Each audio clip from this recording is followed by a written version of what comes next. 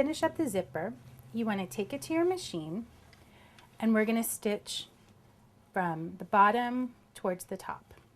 So you line it up as close as you can to where you finished the last seam. So you just want to take it to the machine, and you want to measure the needle with your seam as close as possible. Line it up, put down the foot, bring the needle down, and you're ready to sew.